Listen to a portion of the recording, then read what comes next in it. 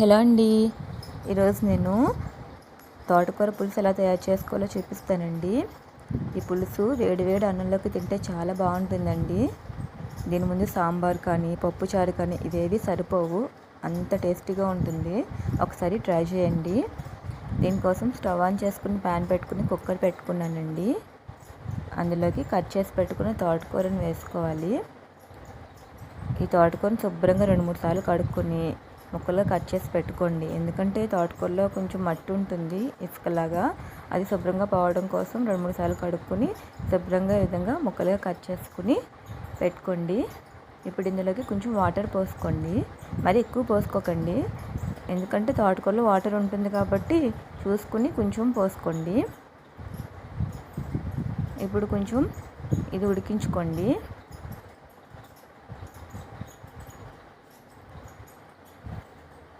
ఇప్పుడు తోటకూర ఇలా ఉడికిన తర్వాత ఇందులోకి కట్ చేసి పెట్టుకున్న ఉల్లిపాయ ముక్కలు వేసుకోండి. అలాగే ఉల్లిపాయలతో పాటు పచ్చిమిరపకాయ ముక్కలు కూడా వేసేసుకోండి. అలాగే టమాటా ముక్కలు కూడా వేసుకోండి. ఇప్పుడు ఇవన్నీ కొంచెం ఉడికే వరకు మూత పెట్టుకోండి. ఇవి ఉడికిన తర్వాత ఇందులోకి వంకాయ ముక్కలు కూడా వేసుకోండి.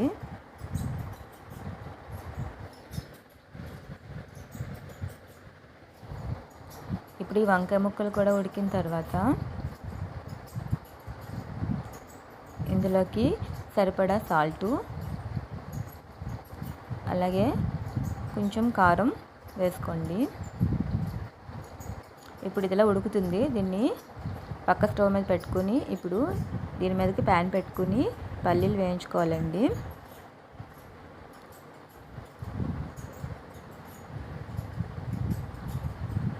ఈ పల్లీలు ఈ విధంగా వేగిన తర్వాత కొంచెం చల్లారిన తర్వాత దీని మీద ఉన్న పొట్టంతా తీసి మిక్సీ జార్లో వేసుకొని పౌడర్ లాగా చేసుకోవాలండి. ఈ విధంగా పౌడర్ కింద చేసేసుకోండి. ఇప్పుడు చింతపండు కూడా కొంచెం నానబెట్టుకుని పులుసు తీసుకోవాలండి. మరి ఎక్కువ చింతపండు వేసుకోకండి, పుల్లగా ఉంటుంది. ఇంత వేసుకుంటే సరిపోతుంది. ఇప్పుడు ఇందులోకి చింతపండు పులుసు వేసేసుకోండి.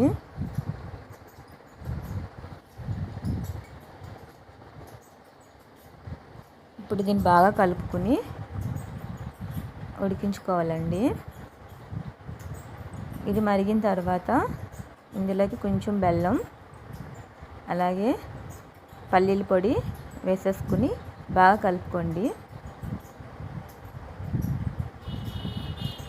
ఇప్పుడు ఇది బాగా దగ్గర పడే వరకు వేరే స్టవ్ మీద పెట్టుకుని ఇప్పుడు మనం ఇందు మీదకి ప్యాన్ పెట్టుకుని ఆయిల్ వేసుకుని పోపు వేసుకుందాము. దానికోసం ఒక 1/2 టీ స్పూన్ మెంతులు, అలాగే ఒక 1/2 టీ స్పూన్ జీలకర్ర,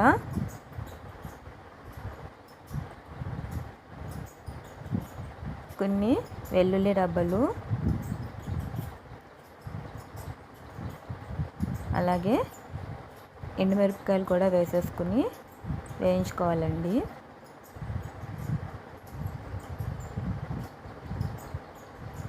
ఇవి కొంచెం వేగిన తర్వాత కరివేపాకు కూడా వేసేసుకుందాం. ఇప్పుడు ఈ పోపు అంతా వేగిన తర్వాత ఆ పులుసుని ఇందులో వేసేసుకోవాలండి.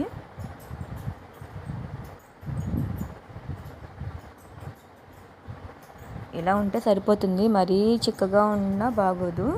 ఇలా ఉంటే అన్నంలో కలుపుకుంటే చాలా బాగుంటుంది.